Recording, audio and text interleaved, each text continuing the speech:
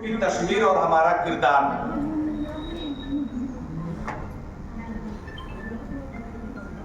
तारुफ भी मेरा साहब तारुफ नहीं करा रहे हैं, थोड़ा सा तारुफ भी करा देते भाई, आए हुए हैं इतने दूर से, थोड़ा सा तारुफ कराना चाहिए। से बुला दे रहे हैं, खुद अपना तारुफ करा रहे हैं। शुक्रिया। मैं यहाँ हथुआ भुवनेश्वर कॉलेज में उर्दू का असिस्टेंट प्रोफेसर हूँ। सबसे पहले तो मैं तमाम मुंतज़मीन का शुक्रिया अदा करना चाहता हूँ कि उन्होंने मुझे यहाँ अपनी बात रखने का मौका दिया। दो तीन बातें कहूँगा। मुझसे जब दावत दी गई मुझे इस प्रोग्राम की, तो होना ये चाहिए था कि जो तरीका है दावत देने का उस तरह से दिया जाता, लेकिन बजरिए फ़ोन मुझे इसकी इत्तला दी गई और ये कहा गया कि आपको 500 अल्फाज में मकाला पेश करना है। तो मैं बड़े अदब के साथ और इंतहाई माजरत के साथ ये कहना चाहता हूँ कि 500 अल्फाज में मजमून तो लिखा जा सकता है, मकाला नहीं पेश किया जा सकता।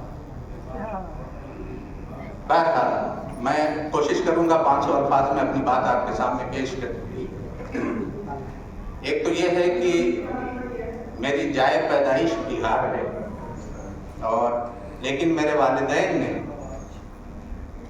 इल्म हासिल करने के लिए, तालीम हासिल करने के लिए मुझे बिहार में 5 साल की उम्र के बाद बाहर भेज दिया था, और तकरीबन 30 साल बाहर गुजारने के बाद अब चूंकि उन्हें मेरी ज़रूरत पेश आई है, चूंकि उनकी उम्र तकरीबन 85 साल है, तो जिन वालिदैन ने मुझे ये इल्म दिया और मेरी तालीम का इंतज़ाम किया, तो बुढ़ापे में मैं उनका सहारा बनने के लिए यहाँ वापस लौटा।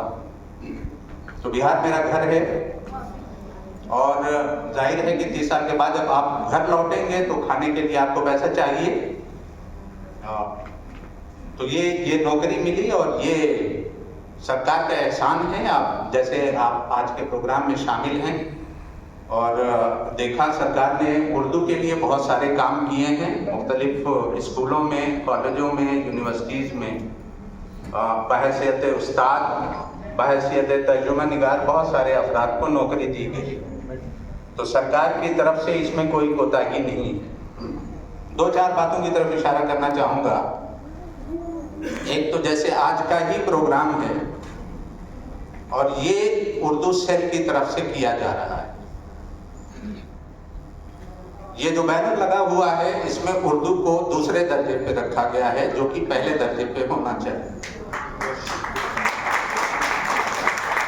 जहाँ मैं खड़ा हूँ, मेरे सामने जो चीज़ लगी हुई है वो हिंदी में लगी हुई है, और मैं ये कहना चाहता हूँ कि अगर हिंदी का प्रोग्राम हो रहा होगा तो क्या हिंदी के मुंतज़मीन उर्दू में वहाँ लिखने की इजाज़त देंगे? शायद नहीं देंगे। ये जो है उर्दू दूसरी सरकारी ज़बान है, और ये आसानी से नहीं मिली। हालांकि जैसा कि हम सब जानते हैं कि उत्तर प्रदेश और बिहार को तादाद के लिहाज से बोला जाता है कि उर्दू बोलने वाले, हिंदी बोलने वाले सबसे ज़्यादा इसी इलाके में रहते हैं। तो ये हाल हमारा क्यों हो रहा है, उसकी कई वजहें हैं। अच्छा, सियासी सतह पर बहुत सारी आवाज़ें उठाई जाती हैं, लेकिन अमली तौर पर उसके लिए कोई काम नहीं किया जाता। मिसाल के तौर पर मैं ये कह रहा हूँ कि मैं अपने घर में जब मैं वापस आया हूँ, तो मैं अपने वालिद को देखूंगा, मुझे खुशी हासिल होगी। मैं अपना घर देखूंगा, मुझे खुशी हासिल होगी। मुझे अपने लोग दिखेंगे, खुशी हासिल होगी। अगर कहीं दरो दीवार पे मेरी ज़ुबान में लिखा हुआ है तो मुझे खुशी हासिल होगी। मैं गोपालगंज जिले, मैं सीतामढ़ी ज़िले का रहने वाला हूँ, और जब गोपालगंज ज़िले में आता हूँ तो पता चलता है कमला राय कॉलेज में उर्दू पढ़ाई जाती है। बिहार की दूसरी सरकारी ज़बान उर्दू है, लेकिन कमला राय कॉलेज में उर्दू में कॉलेज का नाम नहीं लिखा हुआ है। मैं कौमी शाहराह से आता हूँ, कहीं पर तख्ती पर, निशान राह पर, किसी भी सिमत में ये नहीं बताया गया है कि दाहिनी तरफ से जाइए तो कमला राय कॉलेज मिलेगा। उसी तरह से मैं गोपेश्वर कॉलेज में पढ़ाता हूँ, वहां पर उर्दू में कॉलेज का नाम नहीं लिखा हुआ है। ये किसकी कोताही है? सरकार ने दूसरी सरकारी जबान का दर्जा दे दिया है, तो जो लोग उर्दू जुबान की तशहीर के लिए काम कर रहे हैं, इसका मतलब यही हुआ कि वो अपनी जिम्मेदारी ठीक से अदा नहीं कर रहे। तो ये तो आप लोगों की तरफ से जो मुतालबात हैं, जो आवाम की तरफ से मुतालबात हैं, वो मैंने सामने रखा, क्योंकि यहाँ पे जिम्मेदारान हजरात बैठे हुए। अपनी तरफ से मैं कुछ बातें कहना चाहता हूँ, वो ये है कि जैसे प्रोग्राम की शुरुआत हुई तो कुछ बच्चे यहाँ आए, उनकी उर्दू कितनी अच्छी है ये सबको अंदाजा हो गया। तो हमारी गलती ये है कि मैं जब आया था तो कॉलेज में पढ़ाने के लिए जब आया हूँ तो मैं ये सोच के आया था और बड़ी खुशी के साथ आया था, क्योंकि मेरी तालीम जो हुई है वो अलीगढ़ मुस्लिम यूनिवर्सिटी में हुई है, जवाहरलाल नेहरू यूनिवर्सिटी में हुई है। तो मैं ये चाह रहा था कि मैं आऊँगा यहाँ पर तो इकबाल का फलसफा खुद ही पढ़ाऊँगा, प्रेमचंद को पढ़ाऊँगा, रतन सिंह सरशार को पढ़ाऊँगा, कृष्णचंद्र को पढ़ाऊंगा, बेदी को पढ़ाऊंगा, और ये बताऊंगा कि ये ज़बान जो है हिंदुस्तान के तमाम लोगों की ज़बान है, और सियासी वजूहात की बुना पर इसे दो मज़ाहिब में तकसीम कर दिया, जो बाद में मुल्क की तकसीम की भी वजह बना। लेकिन अगर ये मुसलमानों की ज़ुबान होती तो फिर बांग्लादेश और पाकिस्तान का बंटवारा कभी नहीं होता, क्योंकि वहाँ पे जो लड़ाई थी वो ज़बान की ही लड़ाई थी। बंगाल के खित्ते में रहने वाले जो मुसलमान थे वो उनकी मादरी ज़बान बंगाली थी, उर्दू नहीं थी, और जो पाकिस्तान में मुसलमान थे उनकी भी तमाम पाकिस्तानियों की ज़बान उर्दू नहीं है। वो पंजाबी बोलते हैं, सिंधी बोलते हैं, बलूची बोलते हैं। जिस तरह से हमारे हिंदुस्तान में मराठी बोली जाती है, गुजराती बोली जाती है, बंगाली बोली जाती है, कन्नड़ और तेलुगु बोली जाती है। लेकिन एक ज़माना ऐसा गुजरा है जब उर्दू पूरे मुल्क की ज़ुबान थी, इसलिए कि जब हम उर्दू में पढ़ाते हैं अपने बच्चों को तो ये कहते हैं कि शुमाली हिंदुस्तान में जो हम कहते हैं आज यूपी और जो बिहार का इलाका है वहाँ उर्दू सबसे ज़्यादा बोलते हैं। लेकिन वली दकनी का, ये तमाम शोरा हजरात हमारे सामने बैठे हुए हैं, वो इस बात से वाकिफ है कि पहला दीवान जो किसी शायर का आया वो जनूबी हिंदुस्तान से यहाँ आया था, और फिर यहाँ जो शोरा दिल्ली में बैठे हुए थे और जो फारसी में अशार कह रहे थे, उन्होंने फिर वली की नकल की है और उर्दू में शेर गोई की शुरुआत की।